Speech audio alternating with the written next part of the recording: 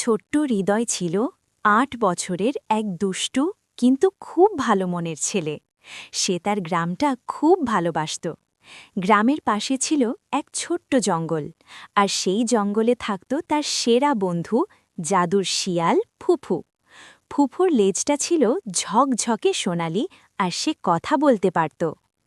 একদিন বিকেলে হৃদয় দৌড়ে এসে বলল, ফুফু, আজ চলো রত্নগুহা দেখি।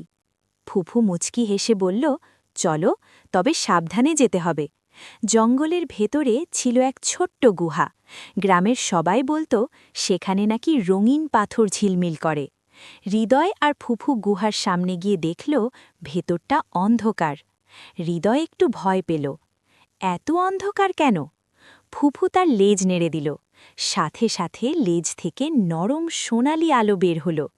গুহা ঝলমল করে উঠল।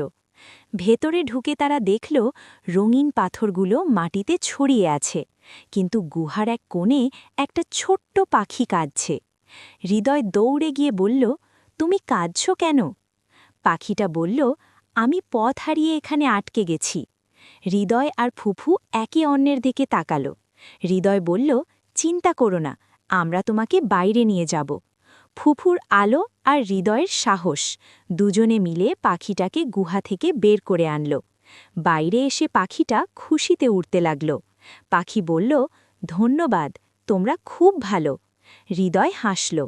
তার মনে হল রত্নের চেয়ে কাউকে সাহায্য করা অনেক বেশি সুন্দর। ফুফু মুচকি হেসে বলল, আজকের আসল রত্ন ছিল তোমার ভালো মন।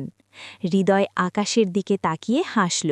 সেদিন সে শিখল সত্যিকারের রত্ন হল দয়া আর সাহায্য করা। তারপর থেকে হৃদয় আর ফুফু গ্রামের সবার সাহায্য করতে আরও বেশি ভালোবাসত।